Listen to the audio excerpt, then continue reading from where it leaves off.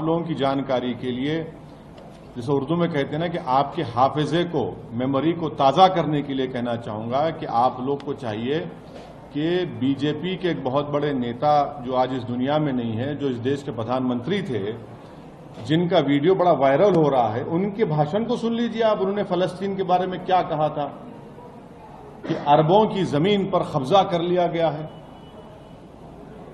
और दूसरी बात यह है कि भारत में हमने एक पोस्ट स्टैम्प निकाला था, सॉलिडेरिटी विद पैलेस्टाइन, वो भी आजकल देख रहे हैं आप लोग। हमारी शुरू से पॉलिसी फलस्तीनियों की ताईद में रही है। इसमें शिफ्ट आया जब कांग्रेस की सरकार थी, थी उसमें एक शिफ्ट आया। तो ये एक, और फिर पांचवी बात यह है कि ऑस्लो एग्रीमेंट हुआ, और ऑस्लो एग्रीमेंट में कहा गया था कि वेस्ट बैंक और गाजा में इंडिपेंडेंट पैलेस्टीनियन कंट्री बनाया जाएगा। 5 साल जाके 30 साल हो गए।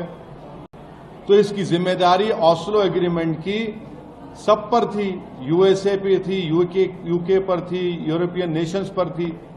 तो 5 साल जाके 30 साल हो गए आज आप।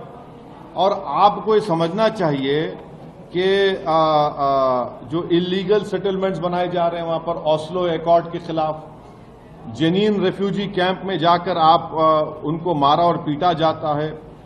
ये बात दुनिया जानती है कि वहां पर मस्जिद अक्सा है, बैतुल मुक़द्दस है। ये सब इंपॉर्टेंट चीजें हैं। आपको दुनिया को ये भी समझना चाहिए कि गाजा की जो स्ट्रिप है, आपने तो 16 साल से ब्लॉकेट करके रखा इजराइल ने वहां पर उसको। 16 ईयर्स से ब्लॉकेट है। ओपन एयर प्रिजन है वो। क्या है बताइए अब आप उसका। एक उसका रास्ता था दारुल में, पेरीमीटर लगा दिया। 2005 में रास्ता बंद कर दिया आपने। इजराइल ने गाजा एयरपोर्ट को 2001 में बर्बाद कर दिया। करीम अबू सालम एक इलाका है, आपने 2008 में इजराइल ने बंद कर दिया। हां, फिर आपका गाजा सिटी का 2010 में आपने उसको बंद कर दिया। बेत हनोन में सिर्फ उन्हीं लोगों को क्रॉस करने दिया जाता है जिसके पास इजरायली का इशूड परमिट्स है। राफा जो इजिप्ट में आता है रास्ता, उसमें स्पोरेडिकली कभी भी खोल दिया जाता है। बच्चों को जो फॉरेन स्टडीज का वीजा मिलता, जाने नहीं दिया जाता उन लोगों को पढ़ने के लिए। ओपन एयर प्रिजन बना के रख दिया आपने गाजा और वेस्ट बैंक को। और फिर आप बोल रहे हैं कि ये क्या हो रहा है। वायलेंस, अप्रेसर कौन है वहां पर? अप्रेसर इजराइल है। अप्रेस कौन है? फलस्तीनी है। वायलेंस कोई भी करो, हम उसको कंडेम करते हैं, चाहे कोई ऑर्गेनाइजेशन करो या फिर इजरायली गवर्नमेंट करो। और आप एक बात समझिए, 90 साल से फलस्तीनियों को दबाया जा रहा है। यूक्रेन हमला कर पूरे पहुंच गए। ये कौन सी मोहब्बत है? गोरी चमड़ी से मोहब्बत? चमड़ी से मोहब्बत नहीं है क्या आप लोगों को? नहीं, सुनिए, यूक्रेन में हमला रशिया ने किया, आप वहां पर पहुंच गए। ये 90 साल से लोग हैं भाई। महात्मा गांधी ने क्या कहा था इन लोगों के बारे में, वो भी देख लीजिए आप। तो इस पर इतना ही हमको बोलना है। मुद्दा चुनाव का है, उसको लिमिटेड रखिए। सर, 1000 लोग मारे गए इसराइल में, और आप कंडेम भी कर रहे हैं, और 500 टेररिस्ट मारे गए बल्कि इसराइल डिफेंस फोर्स का ये कर रहा है। उसमें 200 तक, मतलब करीबन रिपोर्ट्स के मुताबिक 200 तक सिविलियंस भी रह सकते हैं। मगर सर, ये वॉर बोल रहे हैं, तो इस पे आपका what do like to state, because calling it as open war, not an escalation. Prime Minister also said it's an act of terror. And then they also said something else. मैं चाह रहा हूं, ये 90 साल कितने मारे गए, कितने बच्चे मारे गए, कितने लोग जेलों में हैं। ऑस्लो एकॉर्ड में आपको 5 साल में फलस्तीन को बनाना था, फलस्तीन कंट्री को बनाना था, आप 30 साल हो गए। ये सब चीजें हैं ना, सामने आपके हैं। वायलेंस कोई भी करो, हम कंडेम करते उसको। मगर यहां पर जो वायलेंस जो सबसे ज्यादा किया जा रहा है वो तो इजराइल की तरफ से हो रहा है। 90 साल से 90 साल से कैंप डेविड कितने मरतबा बताइए। वायलेंस के हम मानते नहीं, वायलेंस को कंडेम करते हैं। अरे भाई, आप जो गाजा वेस्ट बैंक को आप फलस्तीनी मुल्क क्यों नहीं करार देते आप?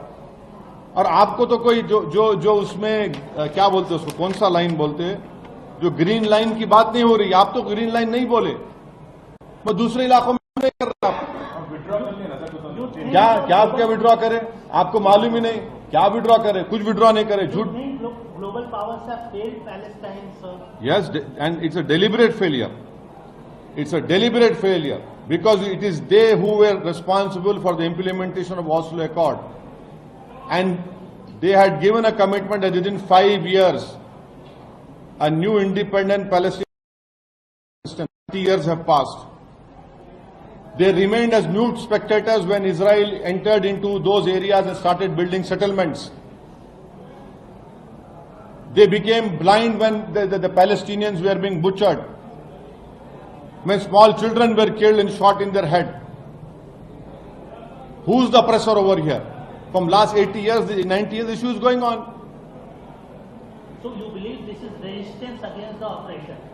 No, don't try to put words in my mouth.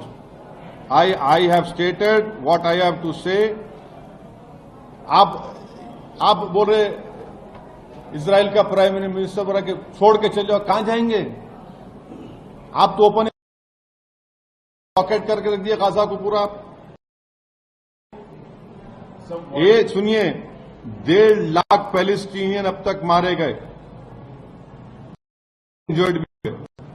2008 से उन 1.5 लाख में 33,000 बच्चे थे।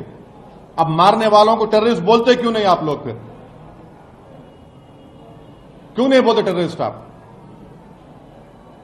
1.5 लाख या तो कत्ल कर दिए गए या फिर इंजर्ड है, और 2008 से 33,000 बच्चे मारे गए उसमें। अब कौन है टेररिस्ट में, बताओ आप? में है, आप गाजा के बाहर फैमिली को विजिट नहीं कर सकते, अपना घर नहीं बना सकते, नौकरी नहीं मिलती, आप पानी में मच्छी नहीं पकड़ सकते, आप ट्रेड नहीं कर सकते, आप नहीं सकते।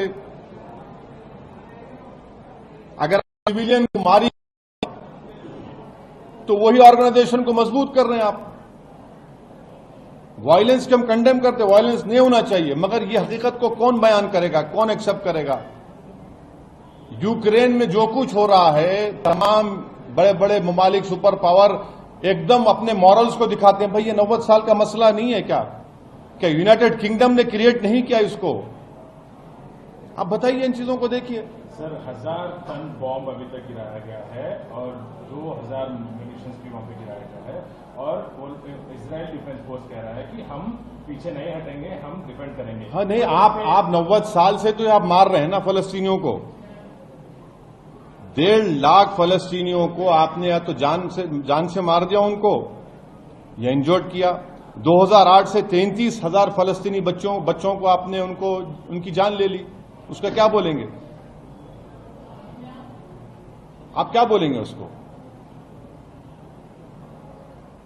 सर, वायलेंस को हम कंडेम कर रहे हैं, ट्रैकर नहीं चलाना, समझे ना, ओएसी के नाम से, मगर हक ये है।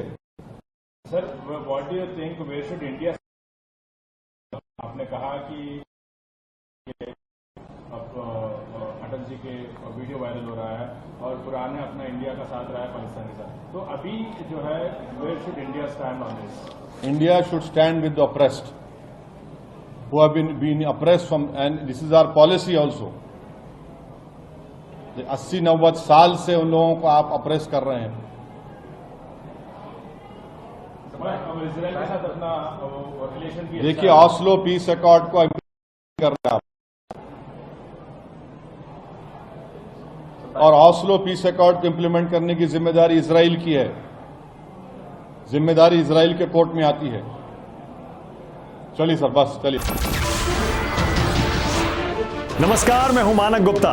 अगर आपको हमारा ये वीडियो पसंद आया हो तो इसे लाइक और शेयर जरूर करें, और हां, हमें सब्सक्राइब और फॉलो करना ना भूलें, ताकि आप देश और दुनिया की कोई खबर मिस ना करें।